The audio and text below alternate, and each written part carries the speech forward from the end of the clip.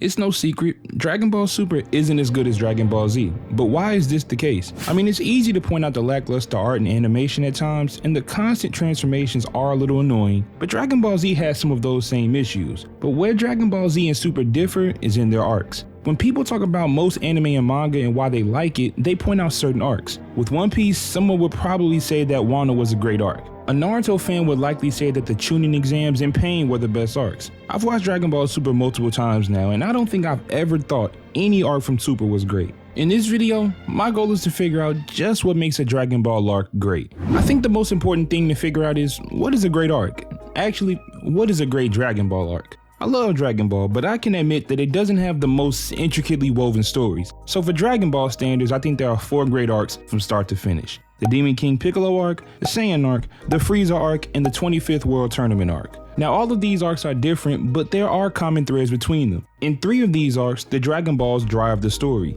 In 3 of these arcs, the antagonist was the one provoked. In 3 of these arcs, the main character experienced his biggest jumps, and all of these arcs didn't have ridiculous escalation, but they did have Dragon Ball's best emotional moments. Now for most of those aspects, I said only 3 of those arcs had them. Those 3 were the Demon King Piccolo arc, the Saiyan arc, and the Frieza arc. The 25th World Tournament is a unique case, and I'll explain why a little later. The first aspect I use for great Dragon Ball arcs are those where the Dragon Balls drive the story. Since the end of Dragon Ball Z, characters in Dragon Ball get stronger just because they want to. And I know that is how Saiyans operate, but in Dragon Ball and Dragon Ball Z, Toriyama did a great job of pairing that natural desire for strength with the need to get stronger to protect themselves and the ones they love. And when these characters failed at doing so, that is when the Dragon Balls came in. They were a last resort and only to be used when everything else went wrong. In the Frieza arc, things were so bad that they had to go find a different set of Dragon Balls. When those magical orbs are introduced as a goal, then you know the stakes are high.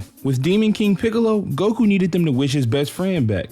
Against the Saiyans, they needed to wish the main character back. And in the Frieza arc, the protagonists not only had to wish their friends back, but they also had to keep stronger characters in Vegeta and Frieza from making their wish for immortality. The weight of every decision the Z Fighters make seems so much greater when their goal is to acquire something that can perform feats outside of their already ridiculous power. And speaking of ridiculous power, my favorite arcs are when the protagonists challenge someone significantly stronger than them. In the Saiyan arc, Goku and Piccolo did challenge Raditz. I mean, it was the right thing to do, but Goku and Piccolo still stood in Raditz's way. And because of their resistance, Vegeta and Nappa invaded Earth. Goku didn't absolutely have to fight back, but not only did he not want his loved ones to die, but he had to kind of clean up a mess he made. On Namek, the Z Fighters and Vegeta got in Frieza's way. Now Frieza probably wouldn't have been able to make a wish because the Namekians were dead set, literally, dead set on not helping him. But it doesn't change the fact that in pursuit of the Dragon Balls, they made Frieza's life much harder. I know Cell and Majin Buu are 2 fan favorites, but I think whether the Z Fighters were around or not, they would have had the same goal. Cell would have still gone after 17 and 18 and likely destroyed the Earth, and I am certain Buu would have destroyed countless planets even if he never met Goku. I go back to what I said earlier. It's about the weight of a character's decisions. When you know that a character's presence will truly have an impact on the story, then every decision they make is important. And in Dragon Ball, that situation is more likely when the Z Fighters are the aggressor in a situation. And unfortunately, when the Z Fighters start a conflict, bad outcomes are likely and lead to some of the more emotional moments in the franchise, which is another aspect that these 4 arcs excel in. Krillin's death in Dragon Ball, Goku's death against Raditz, the Z Fighters who died to Nappa, specifically Piccolo, Vegeta and Krillin's death to Frieza, Vidal's torture and Vegeta's sacrifice are all some of the best and greatest emotional moments, not just for Dragon Ball or Dragon Ball Z the series, but for the Dragon Ball franchise as a whole. These moments aren't the reason an arc is great, but when these moments have as great an impact as they've had, it shows the story up until those moments did a great job of setting the stage for these situations. And that leads me to my next point about the serial escalation that exists in Dragon Ball Z. It actually exists in all of Dragon Ball, but within these arcs in particular, the escalation makes sense. One of my main gripes with the Buu arc is the escalation. I can acknowledge that the Buu arc probably has the most iconic moments in any arc in the franchise. That's the problem though. It seems like Toriyama kept trying to outdo what he did 15 chapters before. You introduce a new form, introduce fusion, introduce another new form, introduce another fusion, and the same goes for Buu. There was not a natural progression for the types of threats the Z Fighters face in that arc. So as a result, that arc just feels like it's all over the place. In the arcs I believe are great, there's a natural progression. Goku fought Tambourine, then Old Piccolo, then Young Piccolo. The Z fighters went from Raditz to Nappa, then to Vegeta. On Namek, the protagonist faced Kui, Dodoria, Zarbon, the Ginyu Force, and then Frieza. Weakest to strongest in all of those scenarios. And only in Frieza's case was there a huge jump, but that's just due to the number of transformations that he had. And the last thing that most of the great Dragon Ball arcs have is a big jump for the main character, Goku.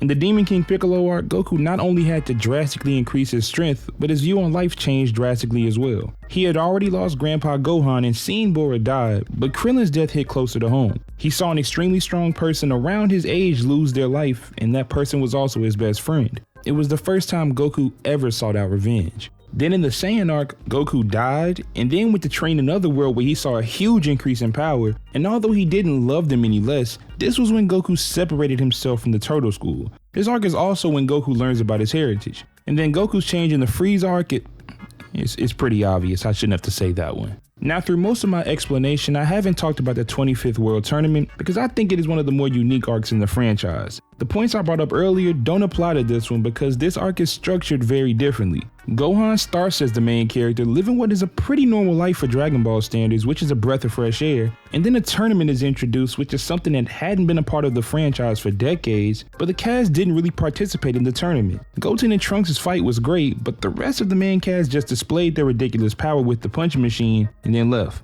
Yes, Gohan did get mad at Spopovich and transformed against Kibito, but I think you understand what I'm saying. Then the entire story shifts to keeping this evil entity from being released, and in that process, Goku and Vegeta finally get their rematch. Gohan has to avenge Piccolo and Krillin, and this is all happening within the 24 hours Goku has on Earth. This was the first time that Goku was, in my opinion, the third biggest driving force of an arc. To me, the 25th World Tournament arc ends after Vegeta's sacrifice, and although it would have been jarring, I definitely would have preferred that ending than what we got in the Buu arc. The 25th World Tournament would have had the series ending with Vegeta saving the day, which would be such a full circle moment for his character, especially considering that Goku and Gohan couldn't do the same. Goku would have been dead, which I prefer over bringing him back to fight one of the weaker Buus, and Gohan would have had his chance to be the main character, but the audience would see and realize that that was not a role his character was built for, at least not in a story like Dragon Ball. It would have been a weird ending, but still better than introducing every power-up imaginable just for Goku to win anyway,